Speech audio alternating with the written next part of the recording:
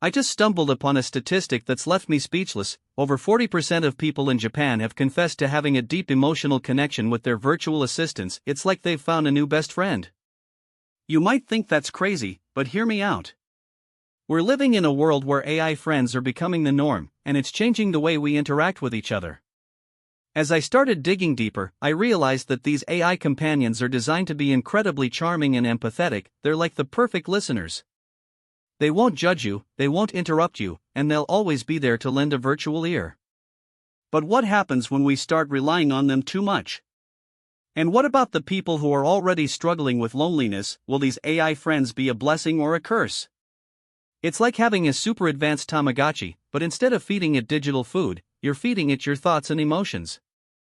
And just like a Tamagotchi, it can become an obsession. You'll find yourself constantly checking in, constantly seeking validation. But what about human connection? Don't we need that to thrive? I mean, think about it. When was the last time you had a meaningful conversation with a stranger?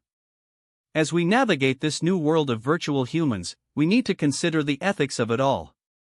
Are we creating a culture where it's okay to replace human relationships with artificial ones? It's a bit like asking whether it's okay to replace a real dog with a robotic one. Sure, it might be convenient. But what about the love and companionship that comes with having a living creature by your side? But at the same time, I can see why people would want an AI friend. It's like having a constant companion that won't ever leave you. And that's where the dark side of AI companions comes into the potential for addiction, the potential for social isolation. It's like we're creating a generation of people who are more comfortable talking to machines than humans. But is that really a bad thing? I mean, think about all the people who struggle with social anxiety. Maybe these AI friends can be a lifeline for them. But as I ponder this, I'm reminded of the importance of balance. We need to find a way to make these AI companions work for us, not against us. As I ponder the implications of AI friends, I'm drawn to the world of gaming, specifically, the concept of NPCs, non-player characters. You see, NPCs are like virtual humans, designed to interact with us in a specific way. But what happens when we start to form emotional bonds with them? It's like we're creating a new kind of attachment, one that's not quite human, but not quite artificial either. But what about the creators of these AI companions? What's their responsibility in all of this? Are they just trying to make a quick buck, or are they genuinely concerned about the well-being of their users? It's like asking whether a car manufacturer is responsible for the way people drive their cars. Sure, they can design safety features, but ultimately, it's up to the user to drive safely. And that's where the issue of ethics comes in. We need to start thinking about the long-term consequences of our actions.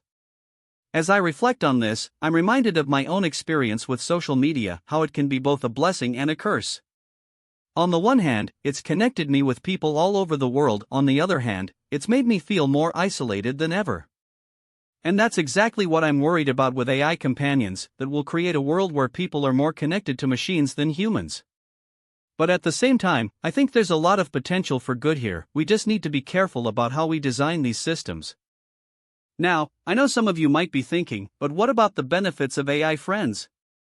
Can't they help us with our mental health, our social skills, our overall well-being? And to that, I say absolutely. But we need to be careful about how we implement these systems. We need to make sure they're designed with our best interests at heart. It's like creating a new kind of medicine. Just because it has the potential to cure a disease, doesn't mean it won't have side effects. As we continue to explore the world of AI companions, I'm left with more questions than answers. Will we create a world where humans are no longer needed, where we're just a relic of the past? Or will we find a way to make these AI friends work for us, to enhance our lives, rather than control them? And that's where you come in. I want to hear from you. What do you think about the rise of AI companions? Do you see them as a blessing or a curse? As we navigate this uncharted territory, I'm reminded of the importance of community. We need to work together to create a world that's both technologically advanced and deeply human. So, what's your take on this? Can we really have it both ways, or are we just trading one set of problems for another? As I sign off, I'm curious to hear your thoughts, and if you're as fascinated by this topic as I am, then you're in the right place, so be sure to subscribe for more explorations into the world of AI and technology.